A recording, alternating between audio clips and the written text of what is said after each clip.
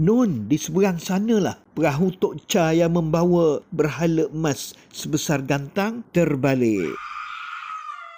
Ada kawan bertanya, bagaimana kampung berhala gantang di Temerloh boleh berusia 300 tahun lebih? Dengan itu saya bergegas dengan dibawa seorang kawan ke sebuah rumah seorang tua di kampung berhala gantang yang banyak menyimpan sejarah kampung ini dalam ingatannya. Namanya Abdul Kadir bin Mustafa dan panggilannya di kampung ialah Pak Angah Budin dan berusia 80 tahun. Dan dia pun bercerita tentang kisah seorang ulama dari Minangkabau, Tok Syihabuddin, yang membuka kampung berhala gantang ini. Sejurus selepas itu, kami pun dibawa dengan melalui jalan tebing iaitu jalan lama mencari tempat di mana asal terbitnya nama berhala gantang. Pak Angah menunjukkan seberang sana, di seberang sanalah rombongan yang membawa Tok Cha Buddha dan berhala dari emas sebesar gantang itu, perahunya terbalik dan tenggelam. Peristiwa berlaku sekitar tahun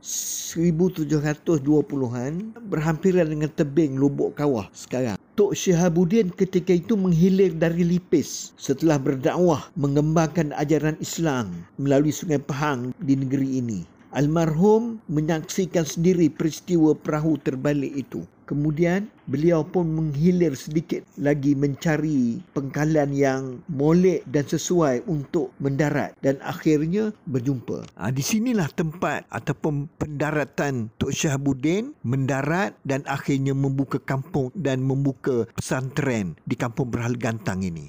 Seterusnya kami dibawa ke makam pengasas kampung berhala gantang iaitu kampung terawal di sini dan seterusnya menjadi pusat penyebaran dakwah Islam dari dahulu hingga kini. Inilah dia tokoh yang membuka kampung berhala gantang. Makam Imam Tok Syihabuddin bin Zainal Abidin 1708 hingga 1810. Pengasas pondok pesantren di kampung berhala gantang, pendakwah di Pahang dan di daerah Temerloh, menghasilkan lebih 1000 bait syair keagamaan. Okey, ni dia kubur makamnya. Dia ni berjasa besar, antaranya mengislamkan orang-orang di Pahang pada tahun 1000 abad ke berapa ya? Abad ke-18 lah.